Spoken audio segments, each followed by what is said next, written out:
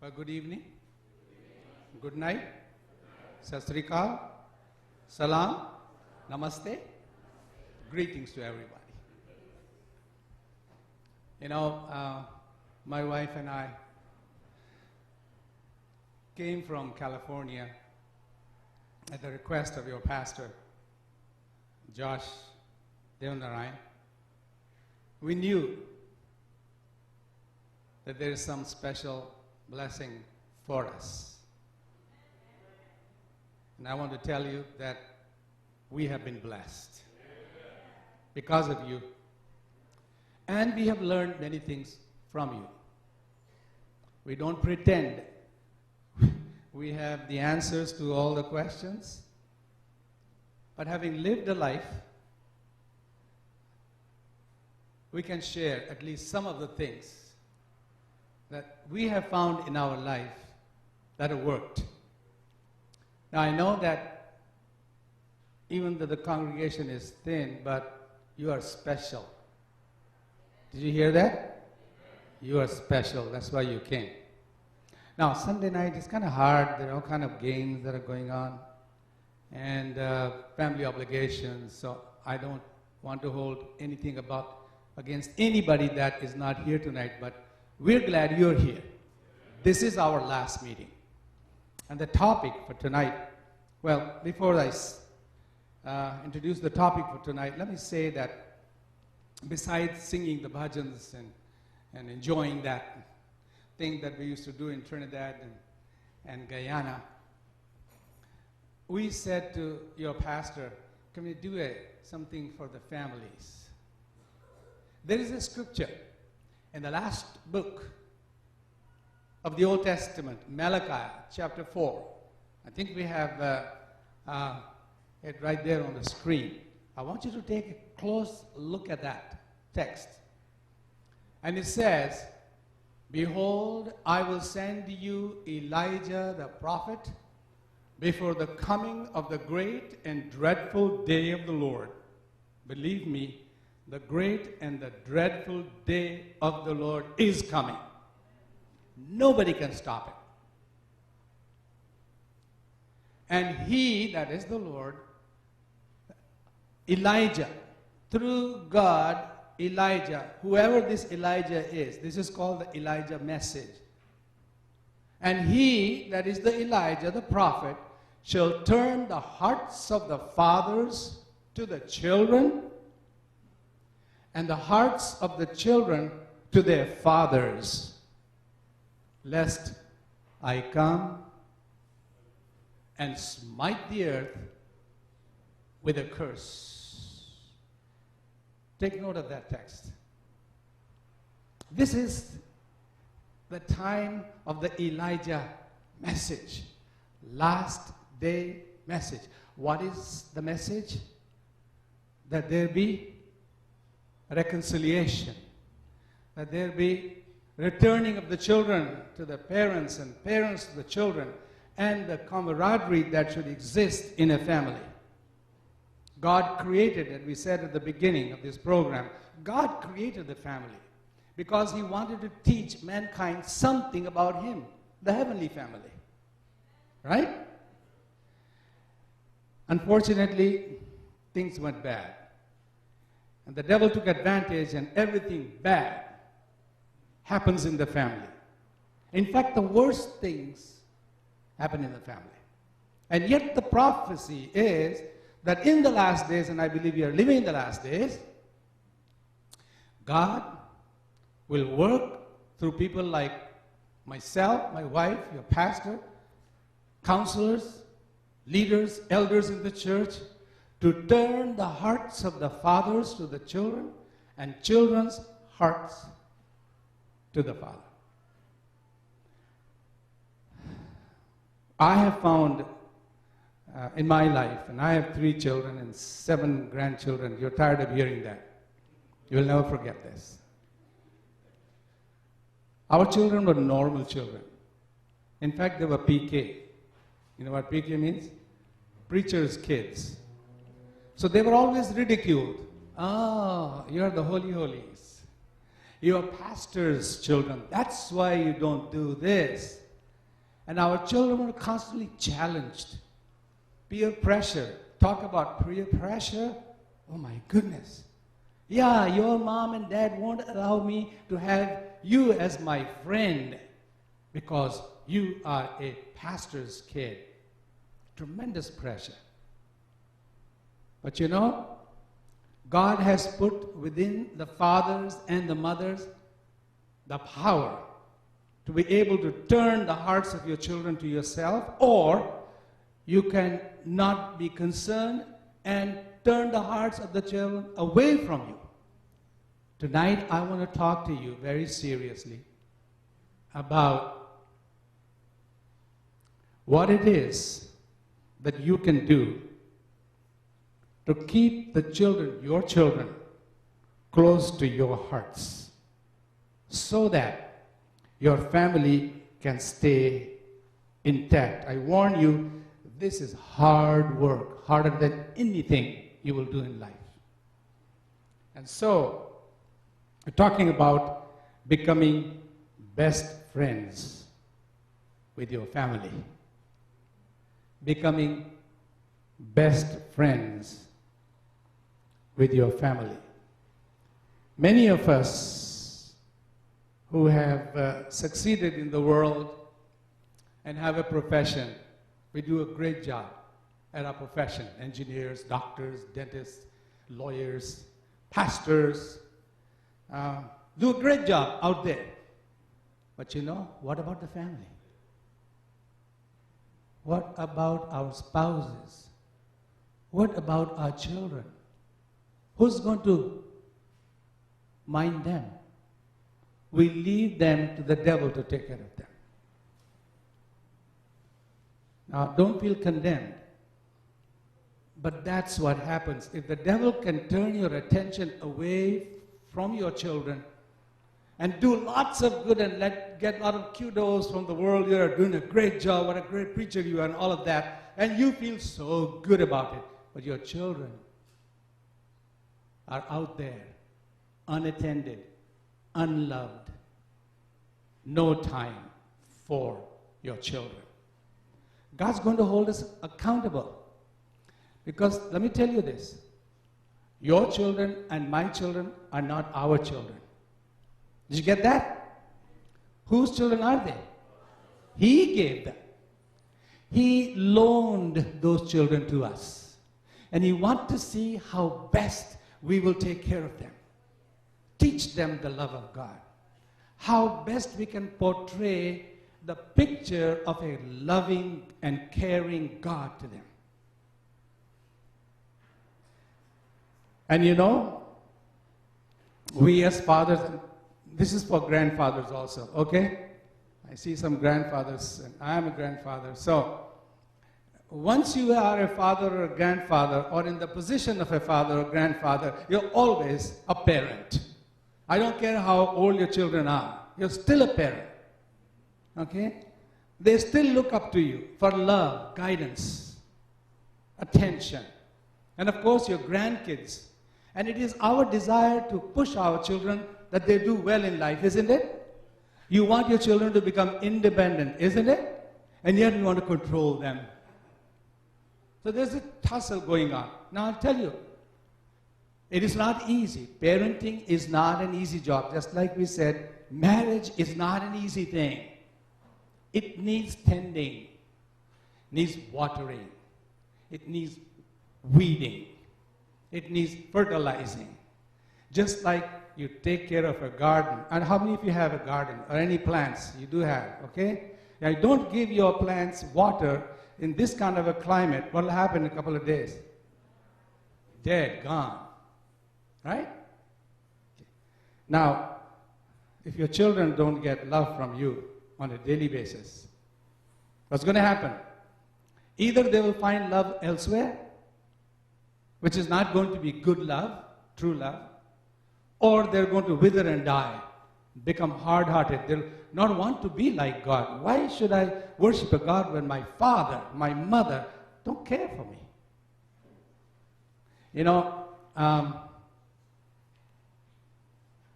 I read about a psychologist reporting in one of the journals that on a Mother's Day, they took a stack of Mother's Day's cards to a prison.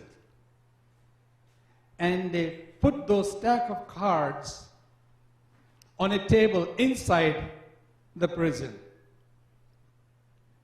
And they reported that in minutes, all the cards disappeared. Then on the Father's Day, they took the cards and put in the same place. Not one card was picked up.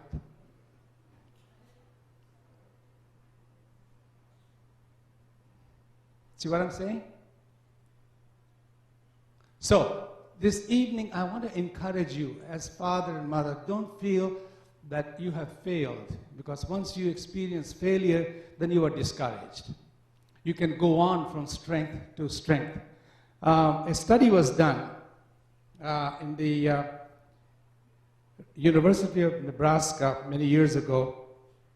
What is it that makes what are the characteristics of a close-knit family? Thank you. Bless your heart. She's distributing water. She's putting in practice what I just said. Watering. That's the expression of love, isn't it? Thank you, sister. Hello? Thank you, sister. The water lady. The water lady. Thank you so much. Okay, becoming best friends with your father. So in this study, what are the characteristics of the close-knit family? Let's look at some of them. Number one, these are the characteristics, 6 characteristics they found from this study. Number one, family members express a high degree of appreciation for each other. Okay? What does that mean? If you have children, 1, 2, or 3, among themselves, they don't put down a brother or sister like, I'm the older one, you got to listen to me. But they encourage each other. They have a word of appreciation for the other. What about us parents? Oh, you got a B in English? Why didn't you study better? How about saying like, I'm proud of you. You made a B. You know what? You're capable of making an A. And I will do everything in my power. Make you this happen and that you get an A. Just a way of talking to your children. Express a high degree of appreciation. Does appreciation cost you anything? Huh? Cost you anything? You have to go to college to learn how to appreciate people? We know how to depreciate, right? We don't know how to appreciate. That goes for all across the level of relationship, husband and wives. We're always picking on things, oh, burnt toast, eggs don't look good. And why are you giving me leftover? Always, critical, but what about a word of appreciation? What about saying, wow, what a lovely dinner, thank you. Next day is going to be better. If you show appreciation. Roti, okay? We got some roti, and boy, I swallowed 2 of those. Loved it, okay? I have good taste buds. And we all have taste buds, and God put them for a good reason there. And so, a word of appreciation. Successful families, close-knit families are families where there is word of appreciation. Not putting down, but lifting up. Something positive you find among each other, family members, children, and parents. Now, sometimes fathers are very hard on the boys. And mama is trying to protect the poor man-child. And the mom is kind of hard on the daughter. And the father is kind of protecting the little girl. And those kind of tussles begins in the family. We experience that. My middle daughter is very close to me. Very close to me. Sometimes it's happened naturally. But you have to be tactful how you distribute love. How you show appreciation for them. Now, I love my other 2 children, my son, and the youngest one is a daughter. But those two are close to my wife. We didn't do anything. It just happened. Okay? As tactful and as educated and as informed we are, it just happened. So what do we do with the situation? As is, show appreciation. You can't change that. Something chemical about, they call Oedipus complex. Freud called it Oedipus complex. So, show appreciation. Number 2, spend a great deal of time.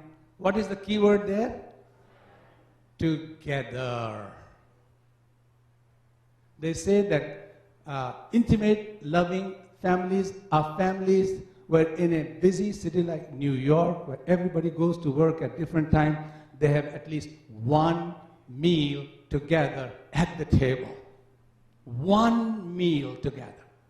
And you say, Pastor, that's not possible.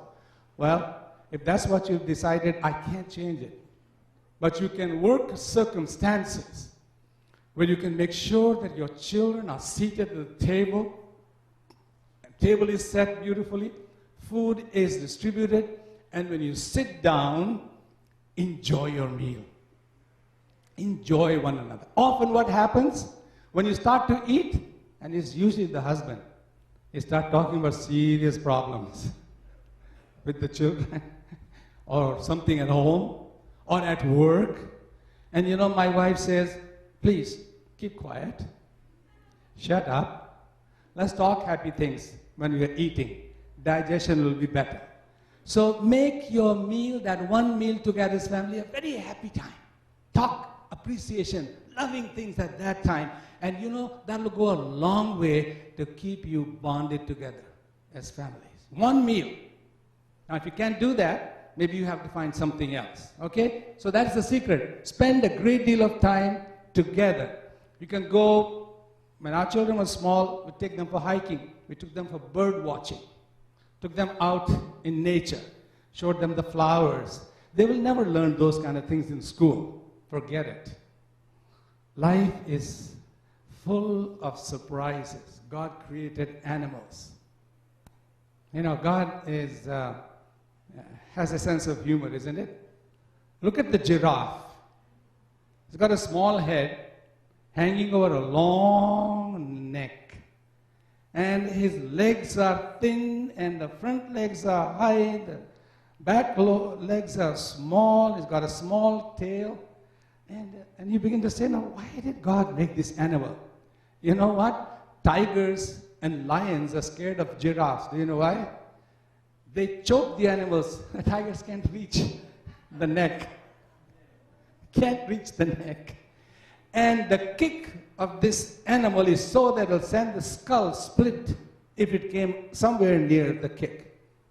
They don't down a giraffe very easily. Elephant. Why does he have such a big nose? We make fun of people that have big nose, flat nose. And people spend a lot of money trying to fix their noses these days when they have money. But look what kind of nose God gave to the elephant. He drinks from it, but boy, don't let it swat you with that one. That's his weapon. Okay? God has a sense of humor. Why can't we take life a little bit lightly? Lighten up. Joshua, lighten up. Don't be uptight. I learned that through hard times. And relax. Take time to relax. And you'll find that if you can relax, the people around you will relax. If you're uptight, family will be uptight. Everybody's walking on eggshells, They know what will happen next and what will happen. But if you're relaxed, children love to be in an environment where they can express themselves. Let the personality develop naturally. Okay? 3, have a good communication pattern. You have to figure out what kind of a communication pattern do you have in your family. Husbands and wives? My wife said something last night. Men shut down. You start crying, and I'm going. I don't like tears. Okay? We can't talk. Communication pattern. Here are some things. If you want to fight, the fight is good in family. Let me tell you that. Schedule a fight. Not kidding. You can decide what kind of fight you want. If you fight physically in this country, they'll take care of you for that. Okay, what I'm trying to say is, and that's not a joke, you know. If you really are having a lot of arguments, determine Tuesday night, 7 o'clock is the time you're going to fight. So when you have problems, say, remember, 7 o'clock Tuesday night, write it down on a piece of paper. We'll handle it over there. I'm not kidding. Do something creative so that the family can be relaxed. There can be love in the family. So have a good communication pattern. You have to figure out what kind of a communication pattern is there. One that gives orders, bosses everybody, or one who requests and appreciates everybody. You know, there's a book, if you can get a hold of it, you ought to read it. A very nice book. Don't let the jerks get the best of you. Written by a Christian psychologist, Meredith Meyer, Paul, forget the other name. But it describes 4 kind of jerks. And you'll read that book, and all of us fall in one or more categories. We're all jerks. You know who a jerk is? Who likes to jerk people by words or action or whatever. You know, and some hardcore jerks are always jerking people. You know, and they are always miserable inside. They make everybody else miserable. You don't want a jerk. You don't want to be a jerk. You don't want to be with a jerk. And if you have those tendencies, by God's grace, you can change.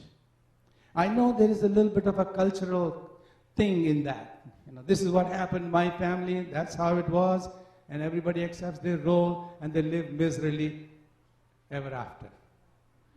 You have that choice, or you can say, look, we can have something better. Something much more palatable. Okay? Number 4. Have a strong sense of commitment. That word commitment is a very powerful word. What does commitment mean? I'm going to ask my wife, she's an English teacher, but after. Anybody else? Brother, what's commitment?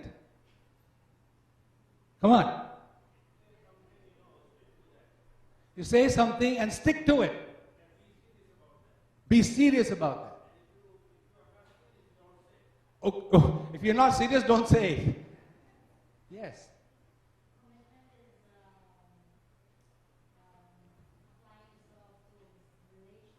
Yeah. To whom? Yeah, if your husband boss you, you're going to accept that?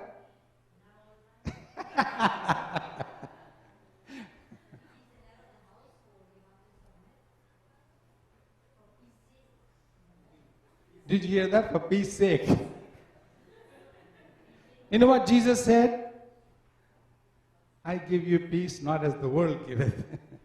Give I unto you. Love one another.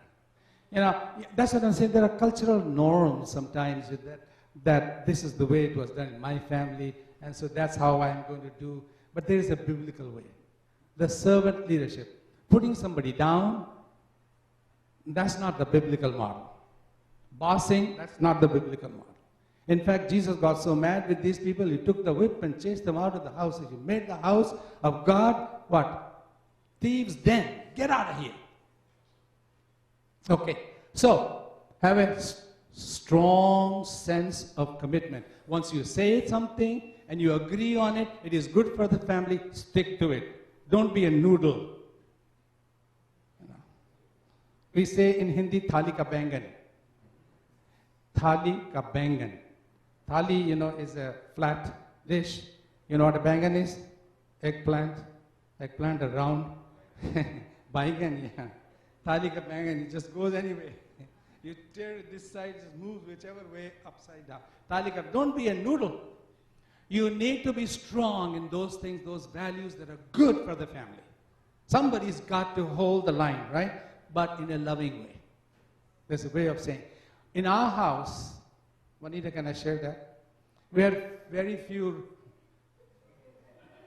What did you say?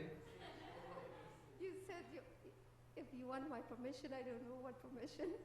She's saying she doesn't know what permission. I'll tell you what I'm going to tell them. They had very few rules in our family. One of them was that really worked for us. You know, children will play up with the parents. Okay? And you give them the idea, play up. So we said this to them. Don't get into fight.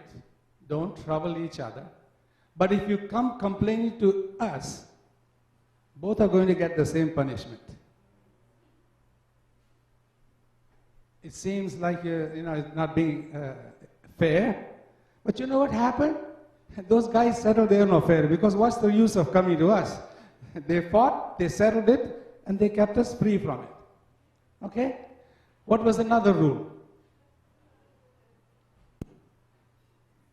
This is a very important rule because my husband and I don't always agree in the form of discipline. Okay, discipline. Husband and wife they have different ideas. Okay? Husband wants to beat up, and wife says, don't do that. They are very sensitive. So, we agreed on the second principle between my wife and I, and she taught me that principle. If I was disciplining my children, and I did something wrong, my wife will not put me down before the children. She will take care of me in the bedroom. Okay? All right? So she never let me down before the children. What happens with the parents? They're fighting right there before the children. So what the children do? They are happy. They're trying to play the game with you. And they'll get you against each other. Those simple two rules worked with us wonderful. Up to this day, they tell us, Daddy and Mom, how did you do that? I said, try it on your children. They're trying on their children. Okay, so there we are. Commitment. Have a high degree of religious orientation. Remember we said religious. I have learned one thing in my life. I learned to respect the religious beliefs of all people. I do not put people down when they have their faith and that is precious to them. I go to them and say, teach me what you have to offer to me, and I'll be happy to share what I have. You can take what I have, or you can trash it, and you can give yours to me. I will take what I can add to what I already have, or what I cannot take, I will return it back to you. Is that good? Learn to respect people where they are. That's how you build bridges. You don't condemn, you don't call people names. Race, prejudice, they are from the devil. They're devilish. Period. Okay, don't get me going on that. All right, have a high degree of religious orientation. Teaching them spiritual values. There is a difference between spirituality and religiosity, religion. Religion is a form. We do certain things. Spiritual is when the spirit of man actually attaches to the Spirit of God. And remember I quoted a text yesterday, God is a spirit, and they that worship him must worship him in spirit and truth. Spiritual, something is very personal. My spiritual experience is different than my wife's. And I cannot impose mine on her, and she never tries to impose hers. We have worship together, express our ideas, appreciate, and she may have some differing ideas. Spirituality is very different from religion. You know, religion divides. Do you get that? In each religion there are divisions. Massive divisions. Cruel divisions. Christianity, any religion. There are 12 major religions in the world. All of them. But spirituality is something that everybody will listen. And we all want spiritual values. They are godly values, not human values. Not something that I propose because I'm a PhD. My values might be very biased. Okay? So a very strong religious orientation.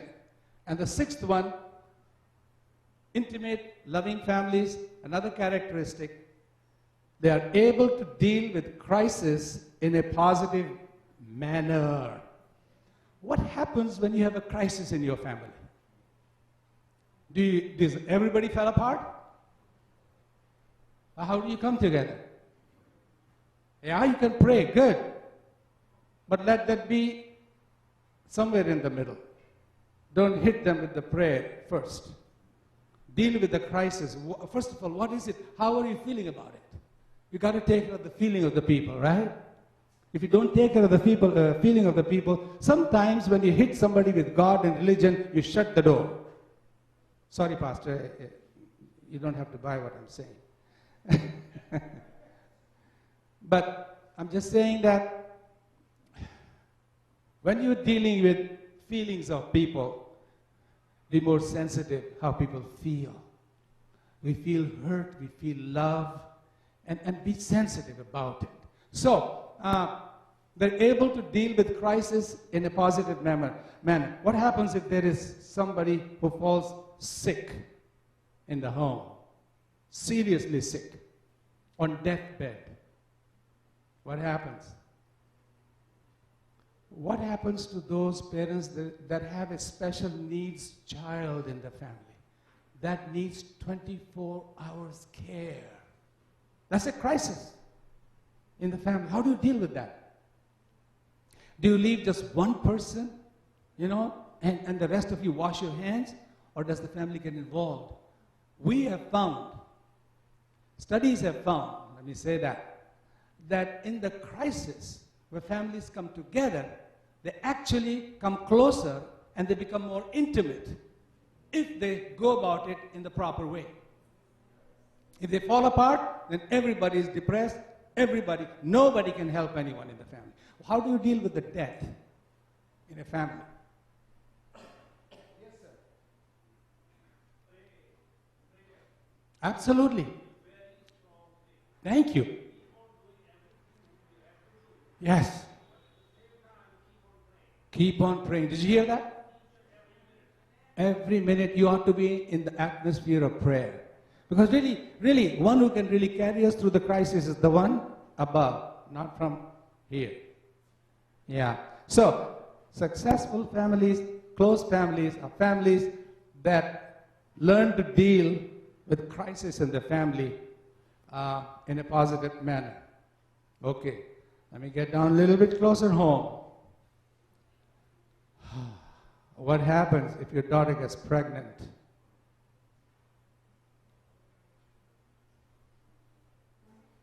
Is there a crisis? Out of wedlock? Yeah, of course, not in marriage. I'm very happy when my children are married and get pregnant. Praise God. Going to make me grandpa. I mean, grandpa the other way too, but out of wedlock. Or your son is involved, impregnates somebody else's daughter. Is that a crisis? How do you deal with that? I remember as a pastor, one father, single father, came to us in tears. He said, my daughter is pregnant. My church will reject me. Nobody in the church is going to appreciate this. And I'm so ashamed. And I hate my daughter for doing that. And I said to the father, where do you want your daughter to go now? She's pregnant. And you can abort the child. Is that what you want to do? Want to keep the child? Then what should you need to do? I went to my church. And I told the church, I said, one of our brothers is in trouble. Okay? Very serious trouble. And he's feeling ashamed because this has happened. How can we reclaim this child that got pregnant out of wedlock? There'll be a child that will come. If the church family can't handle the crisis, where is this child supposed to go? Am I encouraging that kind of behavior? No. I'm saying when it happens, how do you deal with that? That's a crisis. I got the church together. And we took care of the girl. We loved her. We took care of the father. We gave her a baby shower. You know what? The child was born. We dedicated the child. She brought the husband. They were married. We threw a party for them. They're still faithful in the church. Another parent came and said, My child was born out of wedlock. He's not a Christian, not a Seventh-day Adventist, but they're asking for child dedication. What should the pastor do? No, I can't dedicate their child because why? Out of wedlock. Is that child's fault? What are we going to do? Well, our authority might say, no, you can't do that. I will dedicate that child. I want to save people.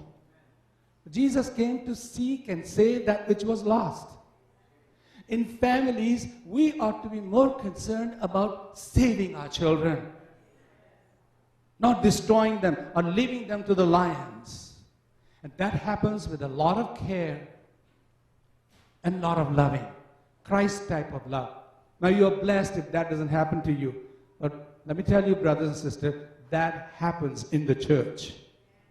What happens if a church member falls, gets into serious problem, adultery, disfellowshipping?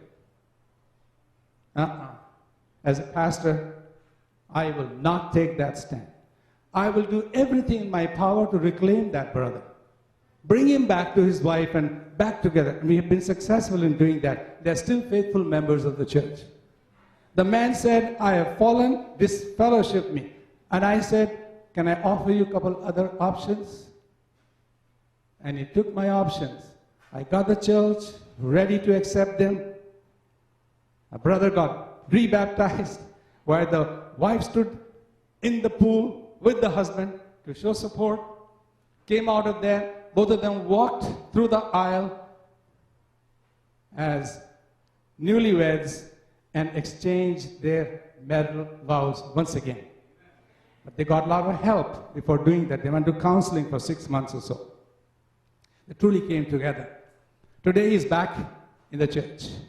Faithful. I could have disfellowshipped. Very easy.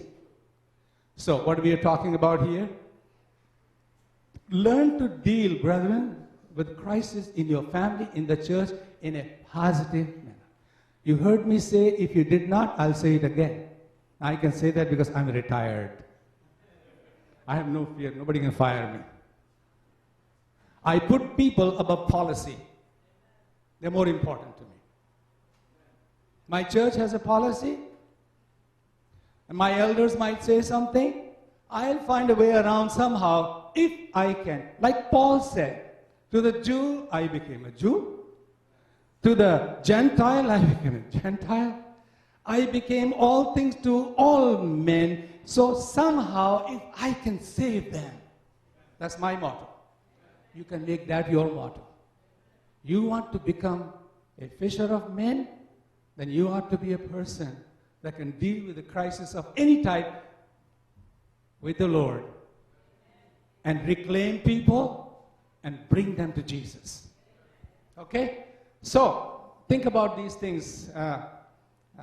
Parents, children, I hope you're listening to. Good children. All right? I'm not finished yet. Pastor, you want me to finish? It's 9 o'clock. He's telling, shut up. No, he didn't say that. He's saying questions. Yes, we'll have questions. I have one more list quickly. Here's some questions, okay? Here are the questions. You're asking questions. Here they are. And you need to answer that between you. Husband, wife, you need to answer. In fact, take these questions and discuss with your children. Okay? I'm leaving this with you. Got a copy. They can print it for you. Here it is. As a family, what are the things that you must do during this coming week? Put into practice what you have learned this week. What can you do? What things are you willing to do during this coming week of the things that you have learned? Number 2, what are some things you will do with your family this week? Some things you will do. First one was some things that you must do during the coming week. What are some of the things? Detail. We will have a meal together. Make a decision. One meal together. Okay? You can have a family communication. You listen. You know, the best part of communication is not talking. The best part of communication is what? Listen. We are all bad, bad, bad listeners. If we can become good listeners, we will be very good communicators. Now I'm preaching that, but you know what? I've fallen. But by God's grace, becoming a little better. I'm listening more to my wife. All my life she listened to me. Now that I'm retired, I'm listening to her. She taught me to obey her. Madam? Okay, what are some things? Okay, number 3. What are the needs of your family this week? You figure it out. Is there a standoff between husband and wife? Is there a standoff between parent, children, one child? Or is there that kind of a, some of the best things, sweetest things that should happen in the family. Some of the worst things that happen in the family. We are nice to people outside. Hello, how are you doing? Sudan, brother, nice to meet you. And you're impressed. Has to say, you don't know how I treat my wife or how I treat my children. You don't know that. You really want to know who I am? Talk to her. She'll tell you the truth. Okay? So, what are the things you will do with your family this week? What are the needs of your family this week? Do you feel that your timeline lines up with your priority? How much time do you give to your family? Okay? Saturday night. Get an appropriate movie that has some lessons. Watch it with your children. Some of their own interest. I said, we're not supposed to watch movies. Well, forget it. They've got the internet. They'll get stuff from the internet that you have no idea about. And kids are very good with the internet. Everything is there on the internet. So, if you can do something with them and teach them some valuable lessons, they would want to go and fish out some other bad stuff out there. And then in that, you can warn them. These are the kind of things that are safe for your character. If they like certain kind of music, oh my goodness, did I have a problem with music? As you saw, I love Indian music. It runs in my veins. Okay? My son, because we don't speak same language, they grew up speaking English. So my children loved Western music. There's immediate conflict there. I hated jazz and all that stuff. I loved Indian music. And so my son started playing guitar and all of that. And I said, what is this kind of stuff you're doing? Well, you know what I was doing? I was turning my son away from me just because of music. Does that matter to God? No. Doesn't matter to God. Many of the things that you think matter to God, they don't matter to God. It matters to us culturally, socially, and other ways. Don't matter to God. God is interested in only one thing, and that is to save you. That's why he did all of the things that he did. That's the only concern he has. And he will do anything and everything to save you. If you get lost, you will get lost because you don't want to be saved. That's the only way you can get lost. Okay? So, music and some other issues that come up in the family, discuss it with them. What about number 5? Are there ways you hurt and frustrate your family with your use of time? Do you cheat your family by the use of your time? Your family, is that a priority? My wife told me maybe 20 years ago, last night she told you, everybody has a pastor in this church, but the pastor's wife has a husband, not a pastor. She told me that. You are a pastor, you have a lot of people that admire you, you are a hero among them, and you move around and they all come and give you a hug and all of that. And I stand to one side as a watcher, seeing people hugging you. Yeah, a few people come to me. And I said, what do you mean? He says, what place do I have in your life? Am I number one in your life? And I put my head down. Guilty. And I said, I'm guilty. I said, honey, I will do everything from now on that you have alerted me. I will do everything in my power to show to you that you are number one in my life. In the church, yes. So what I did, when I walked down, the church walks, the pastor walks through here, the aisle, and she'll be sitting there, and I will take her hand and walk with her, just like that.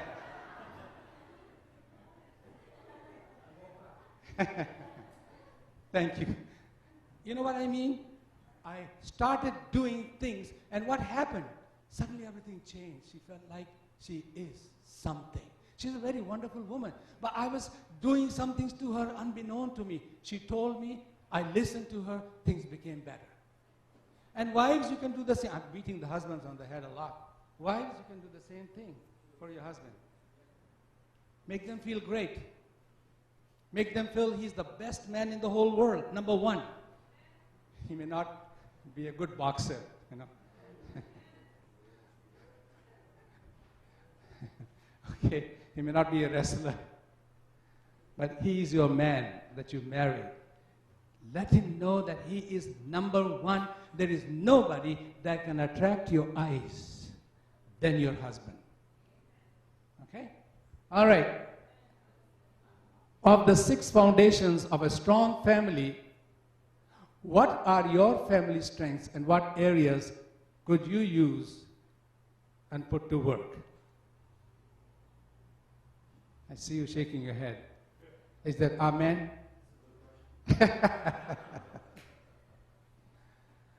I want to do something with you tonight, last night. I want to give you an opportunity. Husbands and wives, parents and children. Thank you, children, for coming tonight and listening to us. I've told something to your parents. Don't be afraid to tell them some of the things you heard from me today, okay? Don't be afraid.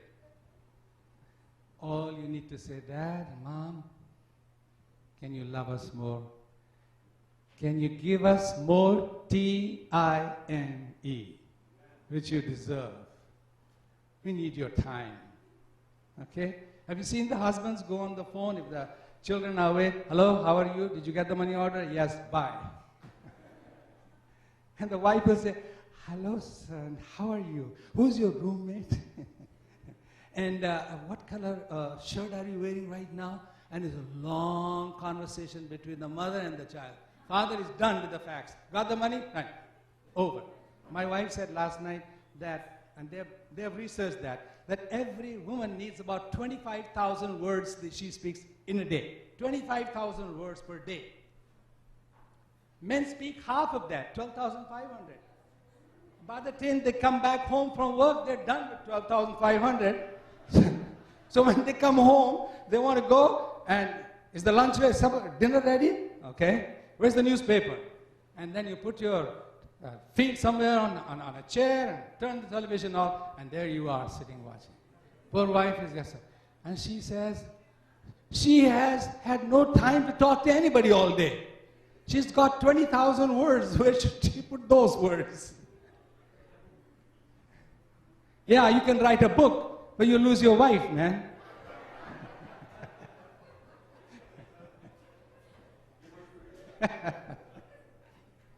Yeah, these are common things. I'm not telling you anything new. You know all of these things.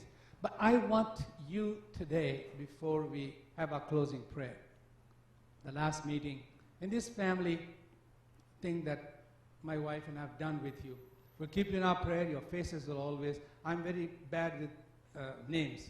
She's very good. I can keep pictures. She keeps picture and names here. Okay? So whenever I'm going to a new place, I keep her by my side. What's the name of this person? Before they say, do you know me? Yes. What's my name?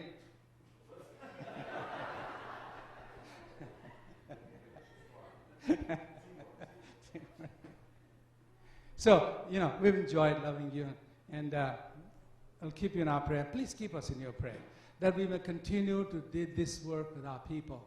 Teach them the love of God. Relax. Enjoy life. We are happy we're retired, and we told our children, we spend all our years serving you, now we're going to do things for ourselves. Don't disturb us. So we came to New York. They say, how are you doing, Daddy? Fine. What's happening? Everything's going fine. It's very hot. So, enjoy life. God created you to have fun, not be miserable. Devil makes us miserable. Yeah. And some people like misery, and misery likes people. And you can choose to be miserable and make everybody miserable around you. I'll tell you what, you lose friends very quickly, including your spouse. So be a loving and a kind and gentle Christian to your children, to your spouses, for the glory of God. I wonder this evening, now I don't usually make altar calls, and now I'm not going to make an altar call. But I do want to close by asking you, is there something you've learned over this week that you will put in practice? And that you will, if your marriage was good, you'll try to make it better. If it was better, you'll try to make it best. Juanita said last night, on a scale of 1 to 10, ask, where is my marriage today? If it is 5, by God's grace, you can move it from 5 to 6 to 7, even to 10. My wife asked me when she was preparing, she said, honey, on a scale of 1 to 10, where do you think our marriage is? I said 10. And it is. That doesn't mean that we're not growing. We're making more 10s. We don't want 5s anymore. We don't want 6s anymore. Life is too short. And we want to enjoy each other. And we want to make our lives fragrant for others. If you have such a desire that by God's grace you will do something for yourself, for your family, for your children, for your grandchildren, I want you to stand.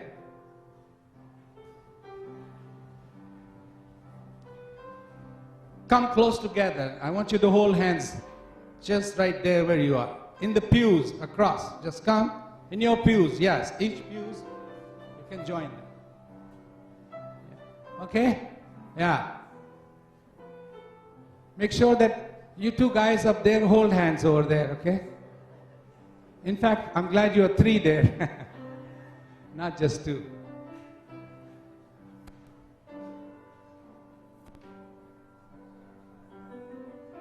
Come halfway. Come halfway. Don't be afraid. Okay. Please hold hands. And say to Jesus, by your grace, I will be a better man. I'll be a better husband. I'll be your man. Ladies, will you say, Jesus, I will be your daughter. By your grace, I'll be a better woman. I'll be a better wife. And I will be a better mother and grandmother. Let me say a prayer for you. Is that okay? Let's bow. Our loving and gracious Father, what pleasure, what joy to meet this wonderful group of people from Guyana, Trinidad, New York, and other parts of the world that are here tonight, that have come this weekend in this hot weather.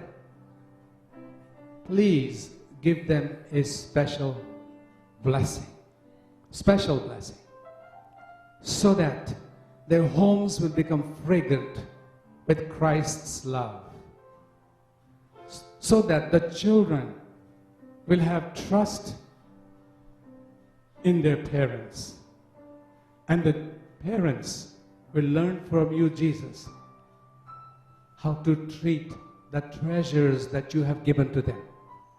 Train them up for you. Forgive us where we have failed in the past, and help us to become better men and women and children for you, Jesus. We love you, and we ask this in your holy and glorious name. And everyone said, Amen and Amen.